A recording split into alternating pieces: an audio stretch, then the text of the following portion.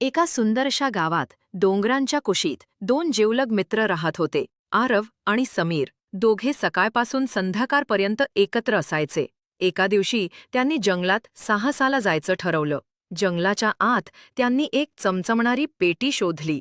पेटीत एक जुनी वही आणि पेन्सिल होती. त्यावर लिहिलं होतं, जे काही इथे काढाल ते खरं होईल. समीर, चल पहिल्यांदा आईस्क्रीम काढूया. आरवने वहीत आईस्क्रीम काढलं आणि समोर प्रकट झालं मोठं आईस्क्रीम. दोघांनी जादूने गावातील सगळ्यांना मदत केली. हरवलेली खेळणी परत आली, बागेत फुलं उगवली. पण एक दिवस जंगलात आग लागली. सगळे घाबरले.